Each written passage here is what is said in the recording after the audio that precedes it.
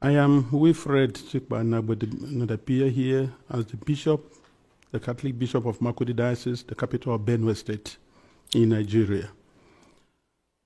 I am the shepherd of one of the 4 dioceses, Catholic dioceses in Benue. We have others, Anglican, Methodist, and Pentecostals, which certainly Benue State has a population of about 6.1 million people, 2 million of whom are those under my care as the Bishop of the diocese. Benue State is about 98% Christian, with very few Muslims living in towns. Nigeria and eventually my diocese and the state of Benue have become, in recent years, one of the most dangerous and insecure places for Christians. Christians and Muslims are nearly evenly divided among Nigeria's large population of over 200 million persons. Islamist extremists are fiercely contesting the possession, control, and governing law of the land, especially in the country's northern and central regions, the latter of which is where Benue is located. There are constant ethnic, political, and religious conflicts over land and allegiance. Constitutionally, we are a secular country, but our unity has been fragile. Political and religious actions and even public speech have been carefully managed to avoid accusations of religious bias and political tensions. Today, the clear influence of Islamist extremists has changed the traditional social dynamics of tribe, ethnicity, religion, and the social status in Nigeria.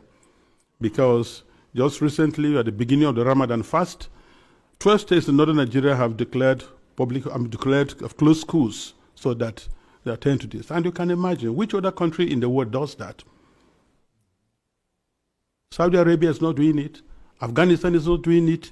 Baghdad is not doing it, but then Nigeria is practicing. What kind of Islam are they practicing? 12 states, and not only Muslims are living in these places. What happens with the educational program or curriculum of the country? But this is what we are going through every day in Nigeria. A long-term Islamic agenda to homogenize the population has been implemented over several presidencies through a strategy to reduce and eventually eliminate the Christian identity of half of the population. This strategy includes both violent and non-violent actions, such as the exclusion of Christians from positions of power and adoption of such church members, the raping of women, the killing and exploitation of Christians, the destruction of churches and farmlands of Christian farmers, followed by the occupation of such lands by the Fulani herders, and also changing the names of these villages. They are taking over the places, so you clearly see an expansionist approach and Islamic, and then they are making the people now flee and leave their villages, and they conquer it. The quest to Islamalize the land appears high on the agenda of some of the powerful and influential Muslims in Nigeria. There is a campaign to take land to spread Islam, and there is the hemorrhaging of Christian farmers from the central region of Nigeria and Benue State, and Makurdi Diocese in particular, as they are forced to abandon fertile lands that used to feed the nation, which classify Benue as the food basket of the nation. Militant Fulani herdsmen are terrorists destroying society. They steal and vandalize, they kill and boast about it. They kidnap and rape, and they enjoy total impunity from the elected authorities. None of them have been arrested and brought to justice. This is supported by the corrupt system in which we operate and the abject poverty among us, which allow the criminals to easily attract more recruits and prey on more victims. Why is this happening? Is it really a religious war? Like in the past, many jihadists are motivated less by religion than by spoils of war and use their religion to impose themselves. In my diocese, the spoils consist mainly of fertile, well-tended land organized around my parishes or so. The jihadists come and adopt and kill the priests, leaving thousands without support and basic human services. And of course, when they disperse the people, the inhabitants, or the citizens, or the people of the lands, they take over. And any attempt to go back and take care of your farms, surely you get killed. The Makurdi Diocese in Benue State has been the epicenter of the invasion by these herders, who are more like hired guns of cattle oligarchies, who manipulate religion to rally the headers to eliminate the Christian population and cleanse the land in the name of Islam.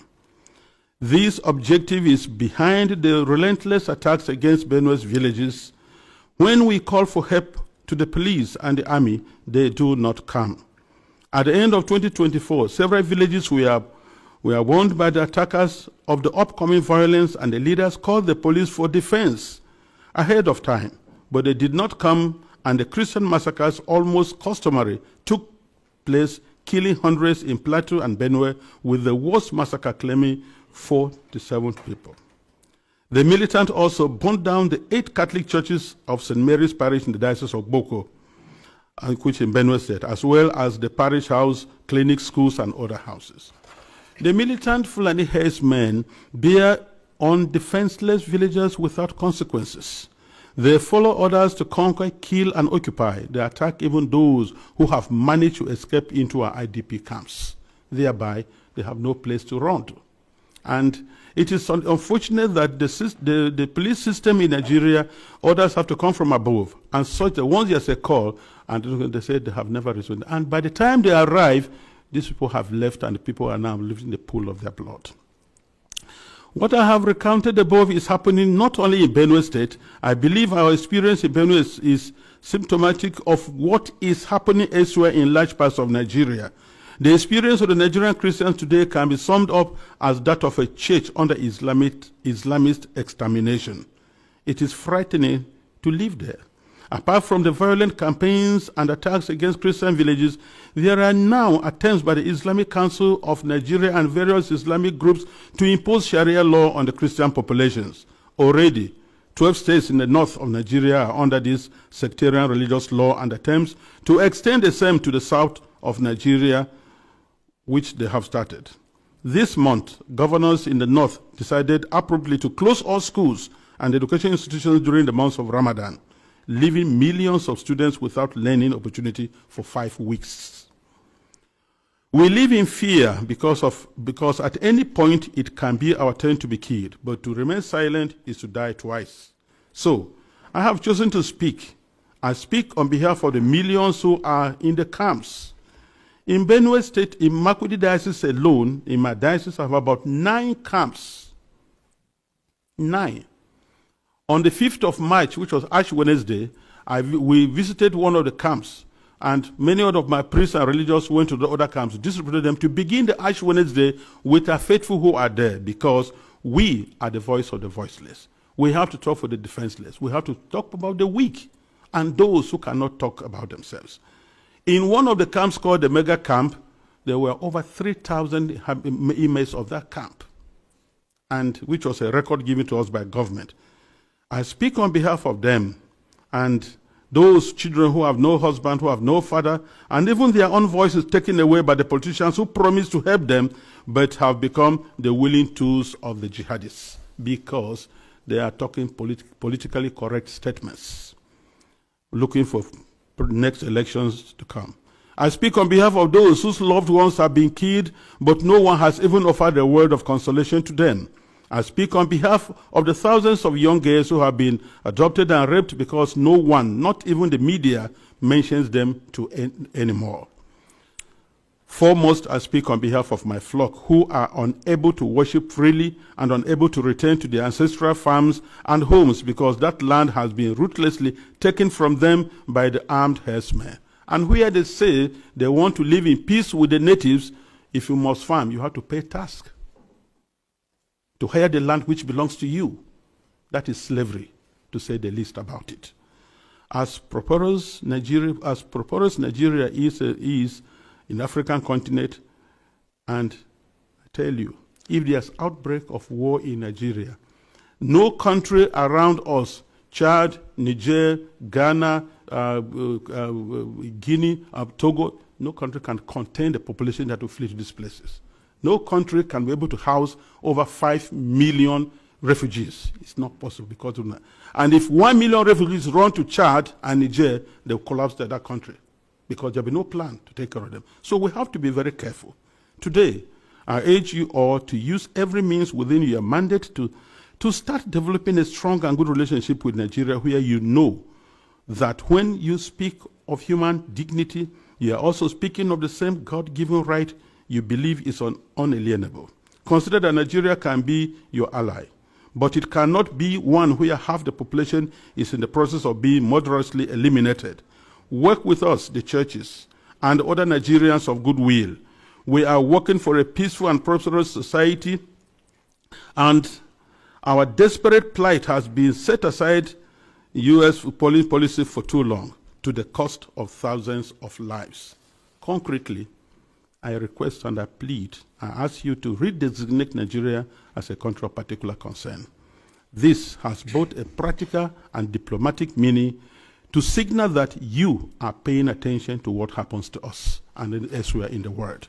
Because the policies the government is trying to put in place, so that to return the IDPs, build camps for them, relocate them from their homes, it is not durable and it will not work, because the government has already the population that is not able to take care of. And then you have over millions of people in the camps, and you want to relocate them to where?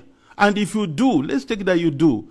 How many houses or rooms will you give me who has 5 children, another one has 3, another one has 2? And what will I be doing for a living? These people previously never begged anybody for food. They were managing their lives, training their children, and building their homes. So nobody should have deceived us on the guys that you're going to resettle the IDPs. They have no jobs.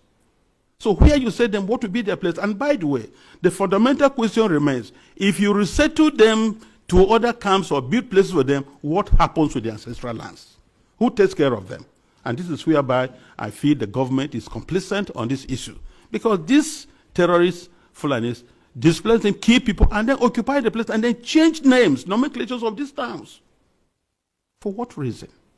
So we want to let the people go back to their homes and help for them to rebuild their lives. I implore this august body to insist on the return and rehabilitation of all the IDPs to their ancestral lands, and not to relocate them to other constructed camps elsewhere, which is an invented solution now being pushed in the Benue State government. And I tell you, Nigeria government can do that once they have to be accountable. Because I know Nigeria, under the auspices of ECOMOG, was able to reinstate constitutional government in Sierra Leone and Liberia. And they can do that now. We have the capacity, but because the leaders that are not prepared. And I think that's whereby I look, it's not just conspiracy of silence, it is aiding, abetting, and supporting these terrorists to keep doing their work.